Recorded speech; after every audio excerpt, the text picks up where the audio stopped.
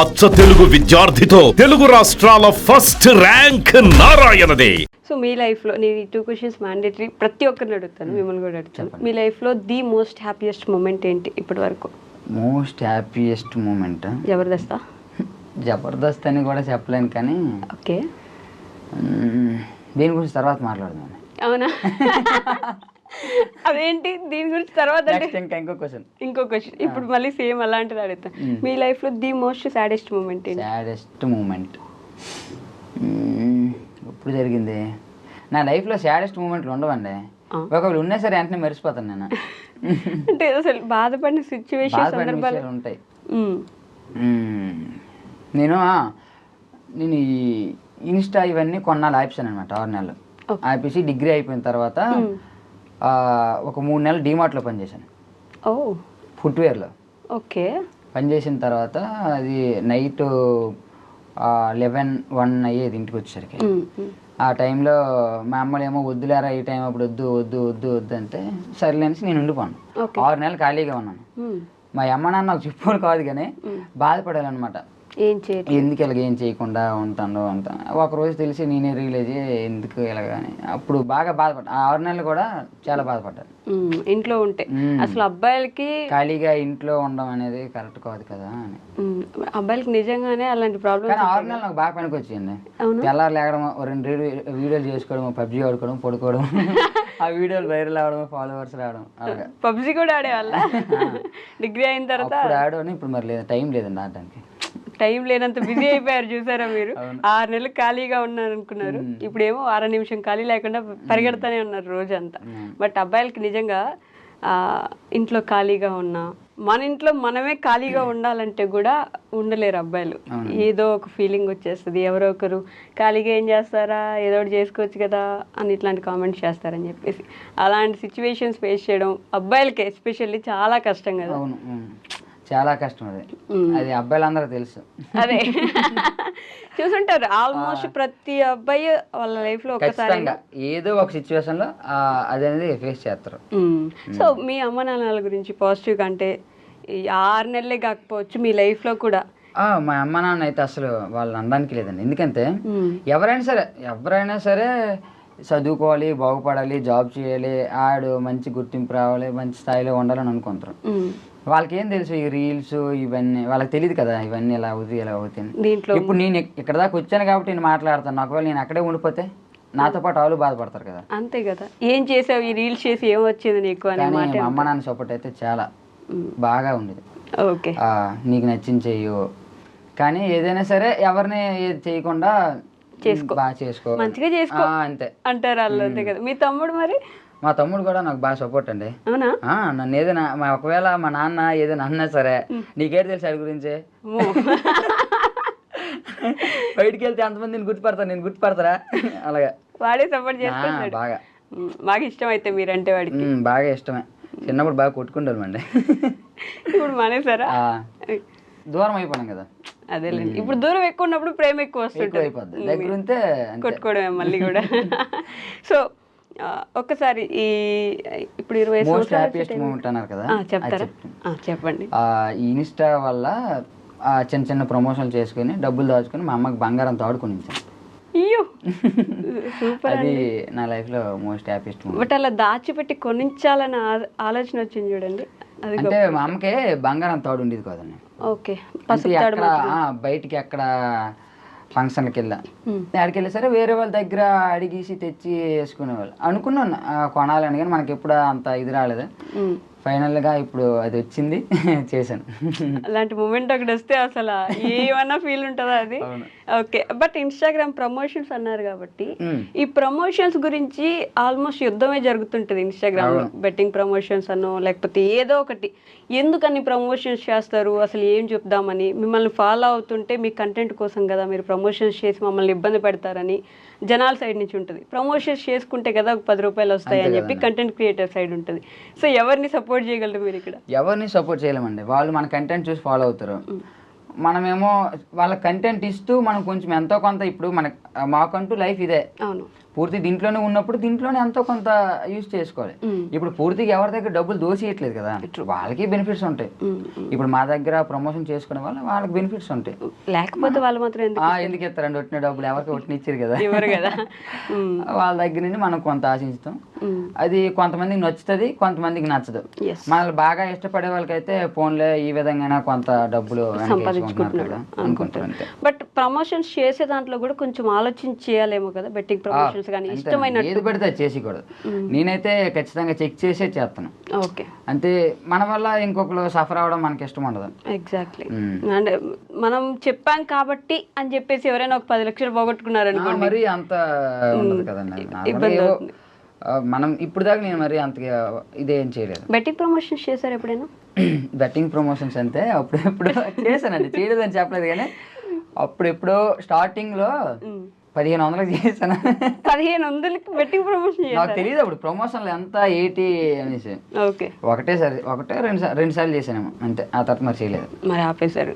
పెద్ద రెవల్యూషన్ వచ్చింది కదా బెట్టింగ్ గురించి. ఆ తర్వాత అంతకు ముందే ఆపేశాను నేను, ఇదంతా జరగక ముందులే ఆపేశాను. ఆ తర్వాత ఇదంతా వచ్చి అప్పటికి ముందే ఆపేశారు కాబట్టి సేఫ్ మీరు. అలాగే అప్పుడు నేను అంత పెద్ద క్రియేటర్ కాదు కదండి. ఓకే, ఇప్పుడు మాత్రం చాలా పెద్ద క్రియేటర్ కదండి. నేను అలాగ అనుకోవట్లేదండి. 100K 200K 250K దగ్గర దాకా కదా, 260. మరి ఇంత ఇప్పుడు చాలా పెద్ద క్రియేటర్ కదా మీరు. కానీ ఆ 100K వచ్చినప్పుడు 50K వచ్చినప్పుడు ఎలా ఉండేది ఒక్కొక్క బెట్? ఒక్కొక్క మైల్ స్టోన్ దాటుతుంటే అబ్బా భలే ఉంటది అనమాట. అదే ఎవరికైనా ఫీలింగ్ హ్యాపీ అంతే, లోపల ఆనందం మాత్రం ఉంటుంది. మనం చేస్తున్నాం ఇట్లా కనిపిస్తుంది ప్రతిఫలం అని చెప్పేసి మన కష్టాన్ని. రీల్స్ ఏముందిలే, ఒక 2-3 నిమిషాల కెమెరా ముందు పెట్టుకుంటే చేసేస్తారు అని అనుకుంటూ ఉంటారు కదా, వాళ్ళకి ఏం చెప్తారు మీరు? వాళ్ళకి అంతేనండి, ఎవరి కష్టం వాళ్ళకి. ఎద్దు నొప్పు కాకికేడు తెలుసు అన్నట్టు ఒకళ్ళ కష్టం వాళ్ళకి తెలియదండి. నిజం, అది ఎవరు ఏ పనిలో వాళ్ళకి ఆ కష్టం వాళ్ళకి తెలుస్తుంది అంతే. దూరపు కొండలు ఎప్పుడు ఉంటాయి అంతే. బట్ ఆ రీల్ వెనక ఒక రోజు ఎంతమంది తిట్టుకుంటారో అయినా సరే అవన్నీ పట్టించుకుని మానేసి వీడియో చేసి ఎడిటింగ్ చేసి అది బాగా వచ్చిందా నెగిటివ్ గా వచ్చిందా ఎటు వెళ్తుందో ఎవరికి తెలియదు, అది బయటకు వెళ్ళిందా. బట్ ఆలోచిస్తారా మీరు ఎడిటింగ్ చేసేటప్పుడు ఇప్పుడు ఇది వెళ్తే ఎవరేమనుకుంటారు, ఎలా వస్తుంది, ఎలా తీసుకుంటారు? అంటే మనము కొన్ని సార్లు అది మనం పాజిటివ్ గా అనుకున్నా సరే కొన్ని సార్లు నెగిటివ్ గా అయిపోతాయి. నిజం, మనం అనుకున్నది కూడా 1-2 సార్లు ఆలోచించి చేయాలి అంతే. సోషల్ మీడియాలో ఉంటే అంతే, అన్ని 1-2 సార్లు ఆలోచించాలండి. సో నారాయణ గారికి గర్ల్ ఫ్రెండ్ ఉందా లేదా అని గర్ల్ ఫ్రెండ్ అయితే అంటే కామెంట్స్ లో అన్న నిజం చెప్పను నన్ను సింగిల్ కాదు కదా అని అడుగుతూ ఉంటారు. వాళ్ళు అడుగుతారు కానీ నాకు లేదండి. నిజం చెప్పండి, పర్లేదు, కెమెరా ఆఫ్ చెప్పండి. నిజంగానే లేదండి. అంటే ఈ గర్ల్ ఫ్రెండ్ అంటే మనం ఈ బిజీ పనుల్లో అంటే ఇలా తిరుగుతూ ఉంటాం కదా, మళ్ళీ అలా టైం ఇవ్వకపోతే మళ్ళీ ఇబ్బంది అనేసి. అసలు స్కూల్ నుంచి ఒక క్రష్ కూడా లేదా? ఇప్పుడు వేరండి, ఆ రోజులు వేరే.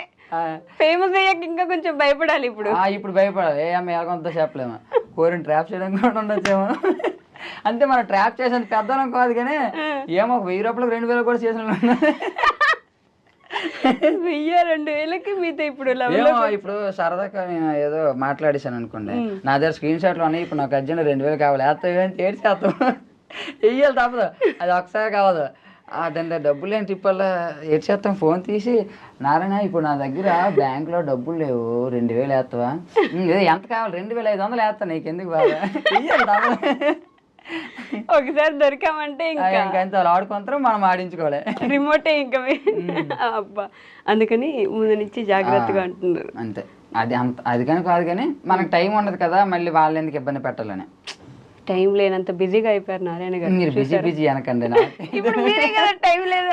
కరెక్టే. మరి టైం ఇప్పుడైతే ప్రస్తుతానికి అయితే టైం లేదండి. 15 days ఇక్కడ 15 days అక్కడికి వెళ్ళి రీల్స్ ప్రమోషన్స్ ఫ్రెండ్స్ తోటి ఎంజాయ్ చేయాలి. Friends family reels promotions. ఒక షెడ్యూల్ కి రమణ నేల దగ్గరికి, ఒక షెడ్యూల్ కి అమ్మల దగ్గరికి. అసలు ఎంత మహర్షి సినిమాలో మహేష్ బాబు గారు పుట్టినీళ్ళు మెట్టినీళ్ళు కవర్ చేసినట్టు 2 కవర్ చేయాలి.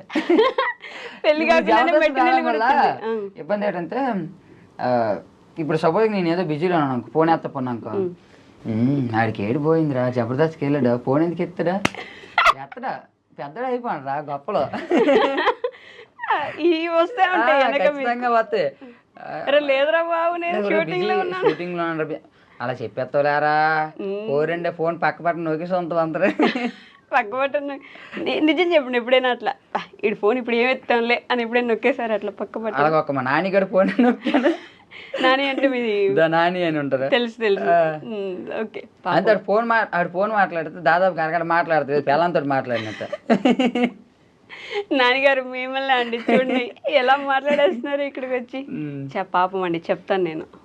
ఎవరు ఫోన్ మిస్ చేయకుండా ఎత్తుతారు మీరు? రమణాని ఫోన్ అండి. నేను నా మైండ్ లో ఆన్సర్ ఉంది తెలుసా, నేను అడిగేటప్పుడే నాకు తెలిసి ఏమో ఆయనకి ఏ బిజీ నుండి ఫోన్ చేశారో మనం చెప్పలేం కదా, లేకపోతే నా అవసరం ఉండొచ్చేమో. ఓకే అది అనేసి నేను లిఫ్ట్ చేస్తాను ఖచ్చితంగా. మా కొన్నిసార్లు మా అమ్మ ఫోన్ కూడా వేస్తాను నేను. బట్ మన కోసం కాకుండా మన ఊరి కోసము మనం ఉంటున్న ప్లేస్ కోసము ఏదైనా చేయాలి, ఏమైనా తిరిగి ఖచ్చితంగా ఉందండి నాకైతే. అవునా? అంటే ఎలాంటి ఆలోచన? నేను మంచి స్థాయిలో ఉంటే ఖచ్చితంగా మా ఊరికి ఏదైనా మంచిగా గుర్తుండిపోయేలాగా పలానోడు చేశాడ్రా ఆడరా అన్నట్టు ఏదైనా చెయ్యాలని ఉంది. ఆ దేవుడు నాకు ఇది ఇస్తే ఖచ్చితంగా చేస్తాను నేను. ఓకే, ఇది కామెడీగా తీసుకోండి. ఊర్లో ఒక బల్ల పెట్టించండి, మీ పేరు వేయించి దాని మీద దాని మీద కూర్చున్నప్పుడల్లా ఇది నారాయణ వేయించాడని చెప్పి. అది ఈ మధ్యన చచ్చిపోయిన వాళ్ళకి వేస్తాను రండి.